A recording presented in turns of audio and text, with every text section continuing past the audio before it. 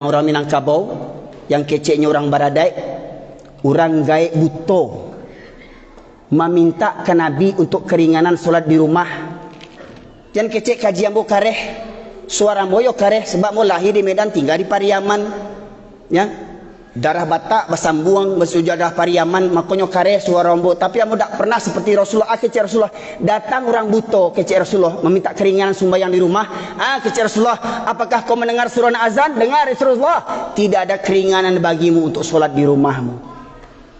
Orang tua buta tidak dapat keringanan solat di rumah. Hai kalian para pemuda sehat, rumah dekat masjid, mobil mewah banyak, motor banyak, kekayaan banyak, tidak ke masjid. Kau lebih buta daripada Abdullah bin Maktum. Rumah bertetangga dengan masjid, kalau istilah orang tinggal mulumpe, joleh tibur musajid. Indak jo barang keleh. Di riwayat yang lain Rasulullah menegaskan, aku ingin. Memang Rasulullah berkeinginan, belum dilakukannya, tapi beliau ingin. Apa keinginan beliau? Aku tunjuk salah seorang menjadi imam. Kumandangan qomat, aku tunjuk salah seorang menjadi imam. Dan aku ingin berkeliling kampung sembari membawa kayu bakar. Apabila aku dapati ada laki-laki yang sehat, balik, berakal, masih berada di rumah, sementara masjid telah mengumandangkan qomatnya, mereka masih berada di rumah, aku bakar rumah mereka. Kok nyampang idui awak di masa Rasulullah, ba'a rumah awak kini. Kok ingiaknya yalah lagi ke surau, kok ayahnya lagi surau, anak mudanya, anak lajangnya. Hei pemuda, di mana kalian waktu subuh? Demi pacar namuah pai bajawah-jawah bau hujan-hujan demi pacarnya. Demi Allah, main game talok sampai malaki subuh. Masuk waktu subuh, pulang pai lalok, bukan pai sembahyang. Abdullah bin Umi Maktum, orang gaib nan buto, ndak dapat keringanan solat di rumah. Siawak. Maka benarlah kata Rasulullah, dua solat yang berat bagi orang munafik. Mengaku-ngaku Islam, mengaku-ngaku cinta Allah, cinta Nabi, cinta kitab Al-Quran, tapi berat mendatangi solat Isya dan subuh berjamaah. Siapa yang tidak mendatangi solat Isya dan subuh berjamaah, kata Rasulullah, orang munafik. Maka koreksi diri masing-masing. Subuh tadi di mana kita solat? Setiap subuh di mana kita solat? Setiap Isya di mana kita solat? Kalau kita sering meninggalkan masjid ketika subuh dan Isya, ketahuilah ternyata tampang kita ni yang sok soleh, yang sok alim, sok orang Islam KTP, ternyata orang munafik, kata Rasulullah. Maka kalau ingin melihat orang Islam hari-hari, lihat di waktu sholat Jumat, keluar orang Islam sadonya kok. Yang sembahyang seminggu sekali keluar, yang ke musajid seminggu sekali keluar. Tapi kalau ingin mencari orang beriman, cari waktu subuh. Siapa yang rutin mendatangi sholat subuh berjamaah di masjid ataupun di musola, di surau, itulah orang yang beriman. Innama ya'muru masajidallahi man amana billahi wal yaumil akhir. Mohon maaf, masyaallah muslimin, ayang wak panggaan. Oh, Allah hadiah kekayaan, rumah megah, rumah mewah, kadai banyak di Au Kuniang. Korun lebih kaya pada awak, tahu diuntung lah awak, tahu diuntung awak, korun lebih kaya pada awak le. Oh, pangkat tinggi, dihormati, disegani. Tahu diuntung awak, Fir'aun lebih tinggi pangkatnya, tahu diuntung awak. Ana awak panggaan.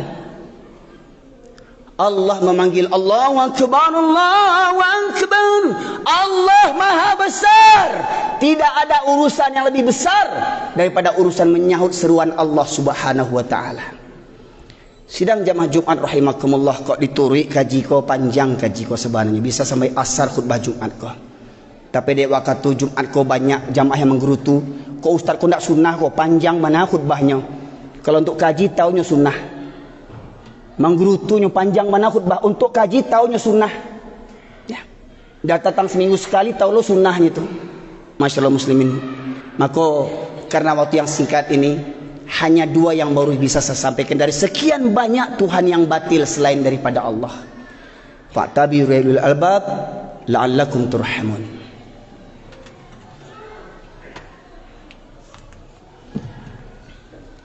Alhamdulillah alladzi khalaqal mauta wal hayata liyabluwakum ayyukum ahsanu amala.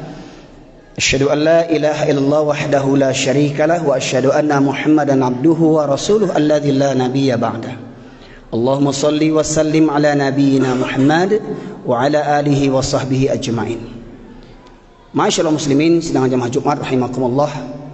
Di khutbah kedua ini saya sampaikan satu firman Allah surat Al-Kahfi ayat 103 sampai 106. Allah berfirman, a'udzubillahi minasyaitonir rajim. Qul hal nunabbi'ukum bil akhsarina a'mala alladzina dhalla sa'yuhum fil hayatid dunya wa hum yahsabuna annahum yuhsinuna sun'a. Ulaika alladzina kafaru bi ayati rabbihim wa liqa'ihi fahabitat a'maluhum fala nuqimu lahum yaumal qiyamati wazna dzalika jazaa'um jahannamu bima kafaru wattakhadhu ayati wa rusuli huzwa. Allah berfirman yang artinya, maukah aku beritahukan kepada kalian tentang orang yang paling merugi amal perbuatannya? Kata Allah, maukah aku beritahukan kepada kalian tentang orang yang paling merugi amal perbuatannya? Yaitu orang-orang yang sia-sia amal ibadahnya selama hidupnya di dunia, tetapi dia menyangka telah berbuat sebaik-baiknya. Anan kurang diambo. Ambulah Islam 7 keturunan, ambulah solat, lah puasa, lah berzakat, lah haji, lah kurban, lah umroh, lah cukup sadonyo, an kurang diambo. Menurut dirinya lah berbuat sebaik-baiknya.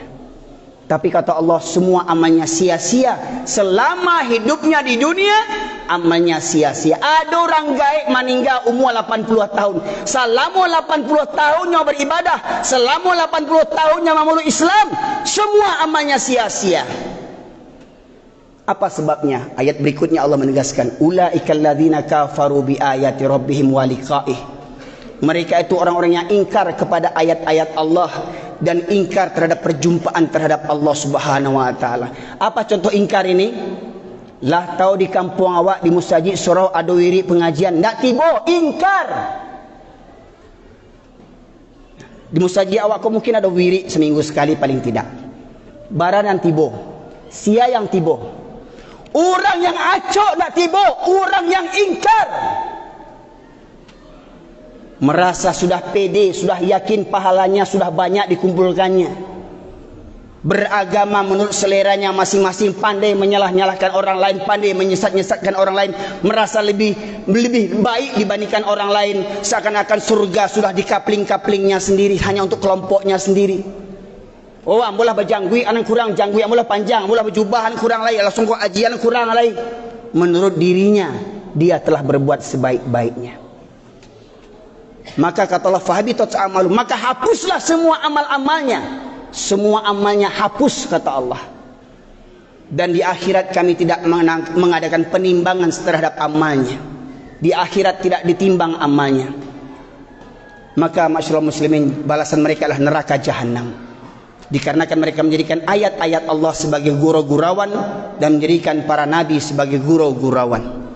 Maka harapan hamba semoga masyaallah muslimin dalam khutbah Jumat yang singkat ini dan lewat waktunya sedikit, semoga para jamaah bisa bersabar untuk mengambil hikmah daripada khutbah yang bersampaikan kini kau, untuk kita mengevaluasi, memperbaharui iman dan takwa kita. Benarkah kita hanya bertuhankan kepada Allah Subhanahu wa taala? Semoga kiranya kita yang hadir semua hari ini adalah orang-orang yang diterimakan taubatnya oleh Allah Subhanahu wa taala. Semoga kita semuanya hari ini orang-orang yang dilunakkan hatinya untuk tunduk patuh kepada Allah Subhanahu wa taala. Semoga kita yang hadir pada kesempatan kali ini senantiasa dirahmati oleh Allah sampai akhir hayat kita. Maka marilah syukuri nikmat ini dengan senantiasa tunduk patuh kepada Allah Subhanahu wa taala. Jangan campakkan rahmat Allah, jangan campakkan hidayah Allah, untuk kita senantiasa tunduk patuh kepada Allah Subhanahu wa taala. Maka saya menghimbau kepada para dunsana sekalian, orang yang baradai, dunsana ambo orang yang baradai, nenek mama alim ulama cerdik pandai jo nanak kemanakan, mari babaliak kita ka surau, babaliak ka surau, ramian surau, ramian surau. Itulah kekuatan umat Islam. Innallaha malaikatahu yusholluna 'alan nabi ya ayyuhalladzina amanu shallu wa sallimu taslima.